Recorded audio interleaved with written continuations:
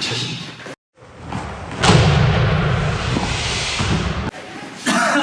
참아야죠. 참아야 됩니다.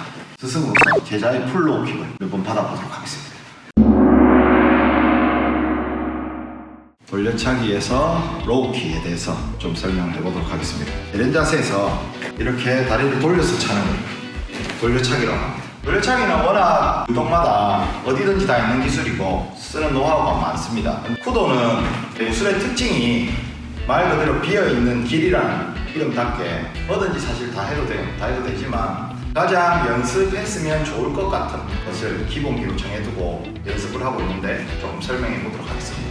여기서 이렇게 다리를 들어서 타는데 무릎을 앞으로 드느냐 옆으로 드느냐 둘 다 맞습니다. 맞는데 저희가 처음에 기본적으로 할 때는 옆에서 말 그대로 휘둘러서 차는 것을 먼저 기본적으로 연습을 합니다.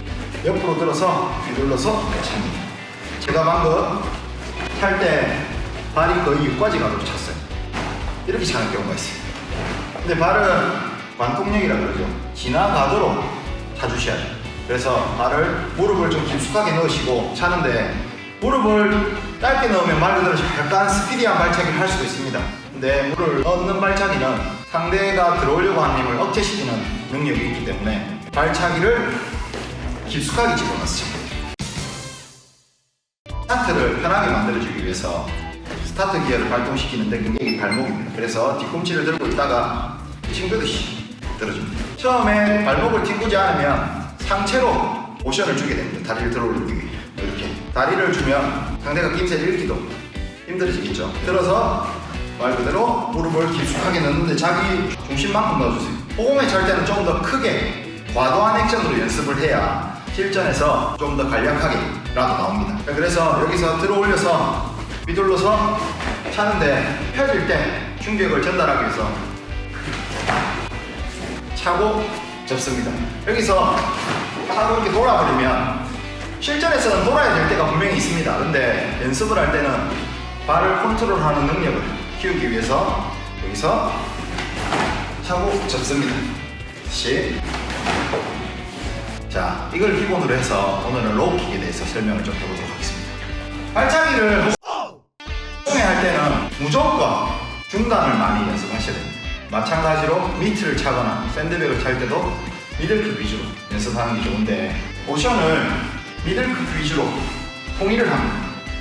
미들킥도 미들킥, 로우킥도 미들킥 위주로 나갈 수 있도록 미들킥을 기본으로 동작을 만들어주는 게 좋은데 일단 오늘은 로우킥이기 때문에 자, 로우킥은 상대 다리를 공격하는 기술인데 무릎이 있고 골반이 있습니다. 보통 이 사이를 차는데 어디든지 데미지가 됩니다. 근데 이 위쪽 부분은 별로 안 아파요. 이쪽 부분은 아픈데 단련하기가 쉽고 상대의 단련과 상관없이 데미지를 주기 위해서 무릎에 바로 위쪽 실전이라면 무릎을 차기도 합니다. 근데 도장에서 연습하실 때는 무릎에 뼈의 바로 위쪽 이 부분을 차주는 게 가장 좋습니다.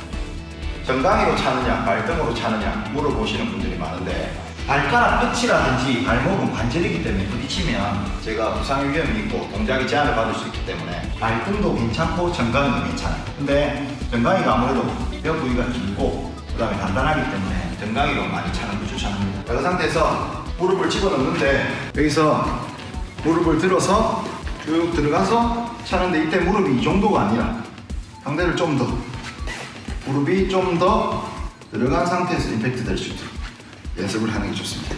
그래서 상대 다리를 부러뜨린다는 느낌으로 깊게 밀어넣는 거죠. 로우킥 같은 경우에는 복싱으로 치면 잽 같은 겁니다. 다리를 가볍게 차서 흔들어주는 게 목적이 있고 두 번째는 강하게 차서 상대 중심을 부셔버리는 목적을 가질 수도 있는데 가볍게 차는 로우킥은 가볍게 차면 됩니다. 세게 차는 로우킥을 연습을 해야 되는데 우리가 연습의 목적은 100% 파워를 올리는 게 아니라 가벼운 동작으로 100%의 근접하는 힘을 낼 수 있도록 연습하는 게 제일 중요하기 때문에 첫 번째는 익숙함을 동작이 익숙해져야 같은 동작으로 100% 힘을 낼 수 있습니다. 100% 그 자체를 올리기 위해서는 웨이트 트레이닝이라든지 체중 조절이라든지 다른 부수적인 요소가 필요한데 기술로 할 수 있는 최대의 목표는 가벼운 동작으로 100%의 근접한 기술을 내는 겁니다. 자, 한번 차보도록 하겠습니다. 보통 로우킥을 연습할 때 미트를 이제 두껍게 잡는데 두껍게 잡으면 감각이 너무 많이 틀어집니다. 그래서 미트를 잡아주는 사람은 이쪽을 단련이라 생각하고 참아요. 그 다음에 다리를 펴고 있으면 무릎이 충격을 가니까 다리를 좀 구부려 주시고 한번 차보겠습니다. 근데 작은 동작으로 큰 힘을 내는 게 목적이기 때문에 자기가 그냥 가는 대로 차시면 됩니다. 그리고 몸을 가볍게 해서 차십니다.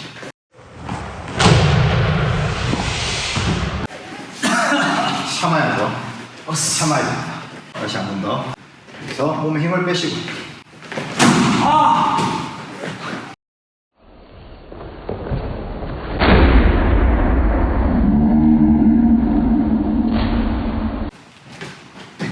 동작이 힘이 들어가면 안 되기 때문에 그냥 깊게 넣어주는 게 제일 중요해요.